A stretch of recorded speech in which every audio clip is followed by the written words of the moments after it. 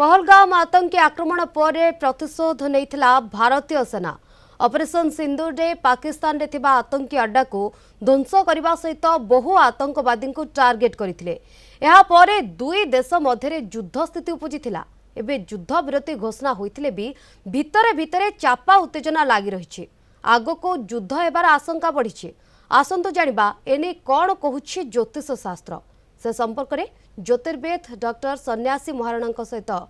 अधिक आलोचना करेंगे आम दक्षिण ओडिशा मुख्य प्रकाश पट्टनायक। तेबे जो क्रम कहुच्छी कि युद्ध आशंका रहुछि पुणी थे युद्ध हेब कि युद्ध भली स्थिति पुणी थे उपजीव कि जो भाव में युद्ध विरति वर्तमान समय घोषणा करा किसी समय पूर्व ए संपर्क में आलोचना करुथिलु 18 तारिख पर कौन हेब। तेबे सेही क्रम कहुच्छी युद्ध विरति तो रही किंतु भितरे भितरे चापा उत्तेजना लगी रही पुणी थे हुए तो युद्ध हो पारे बा सेही भली स्थिति उपजी पारे एवं युद्ध विरति जेहेतु घोषणा करा जायछि परवर्ती समय स्थिति कौन रहिबो आउ थे युद्ध हेब कि जदि आउ थे सेही भली युद्ध स्थिति उपजुछि स्थिति कौन रहिबो कौन सब क्षति हेब। तेबे ए सबु उपरे आलोचना करिबा युद्ध हेले कौन सब क्षति हेब एवं युद्ध आउ थे हेब कि नाही एवं पहलगाम अटैक पर भारत तो तार प्रतिशोध नेला प्रतिशोध रे पाकिस्तान रो अंटा भांगिला अनेक किछि क्षति हला।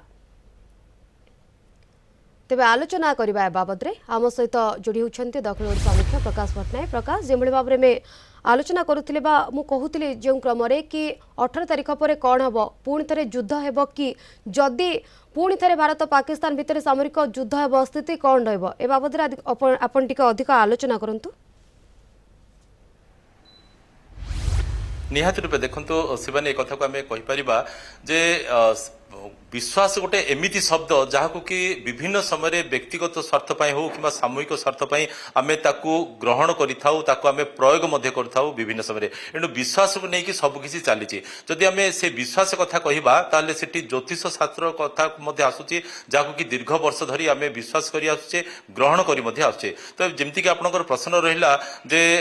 18 तारिख पर स्थिति कौन हम भारत पाकिस्तान मध्य कारण पाकिस्तान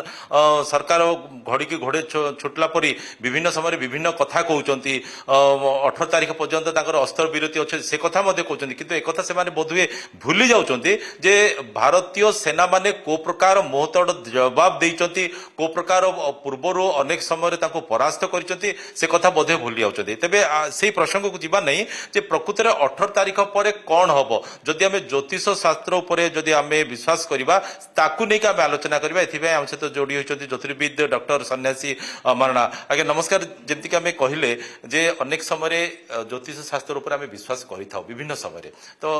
18 तारिख पर कौन हम ताकू नहीं गोटे बड़ प्रश्नवाची सृष्टि कारण जमीक मुझे कहली घड़ी की घोड़ा छुटिया परी पाकिस्तान सरकार गोटे पर गोटे गोटे अबांतर विवृत्ति मान सब देउछन्ति तो आमर ग्रह नक्षत्र राशि जो गणना होची ताकू नहीं कौन कहबा जितेबाला 29 मार्च तारिख में आमर शनि चलन होता से समय ही आम प्रिडिक्शन करूँ जे आम देश देश मध्य विद्रोह हबार कथा पाणीपाग परिवर्तन हबार कथा ताहा होता। तेबे गतकाली आमर बृहस्पति अतिचारी चलन होती कहुई बृहस्पति हेले देवगुरु अर्थात सी होती दि प्लानेट ऑफ विजडम जे मनुष्य को विवेक और प्रभाव प्रदान करते जितेबाला आम अनुभव कलु जे बृहस्पति चलन घटी निहाती भाव में भारत कथा कहतु विश्व कथा कहतु विश्व उपर बृहस्पति आस्थाटी पूर्ण हटि जाइए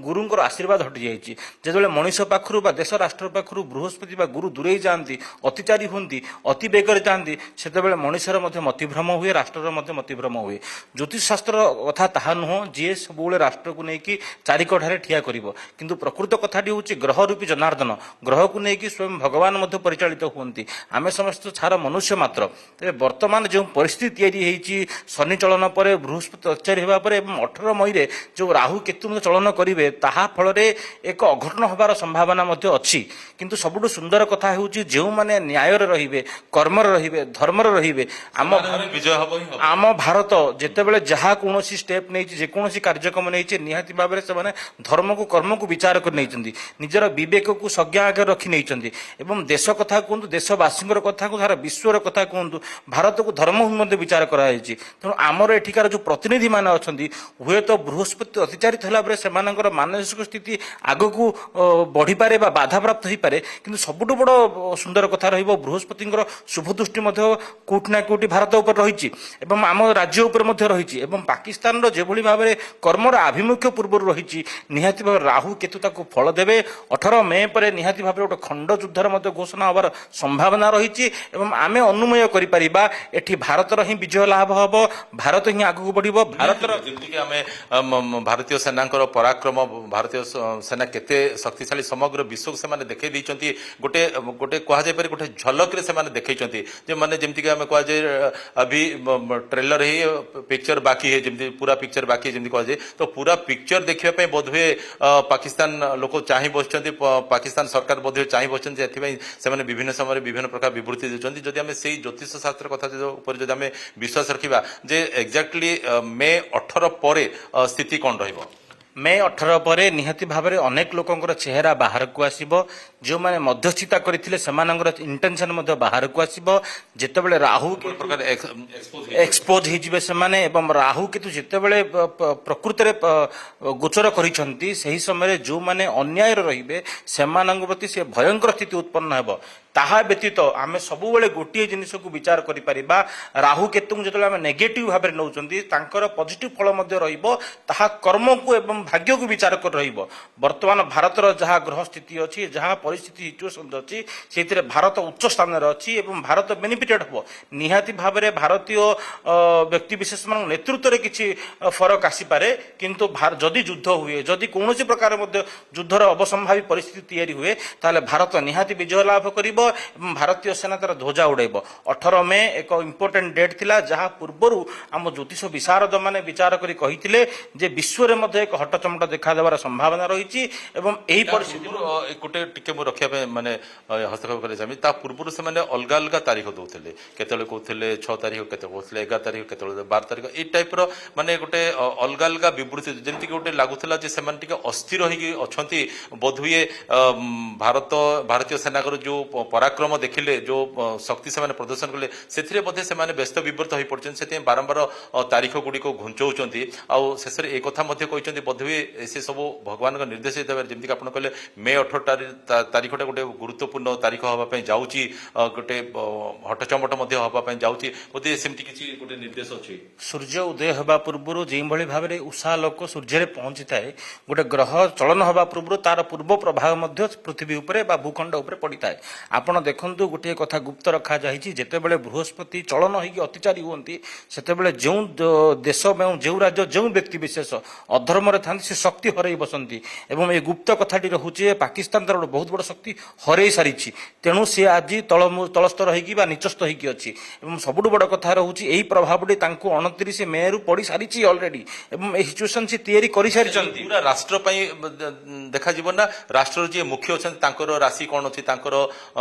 ग्रह को चलन अच्छी से सब दृष्टि राष्ट्र अक्षांश द्राघिमा अनुसार जितेबाला कौन ग्रह अंतरिक्ष रही नजर पकई था से निर्दिष्ट अक्षांश द्राघिमा एवं से ही भूखंडर प्रकृति विचार एवं परिवेश को लेकिन आम विचार करके कहूँ यह पूर्वर शह शह वर्ष पूर्वर कथा कि वर्ष वर्ष पूर्व ये गणित हो सारी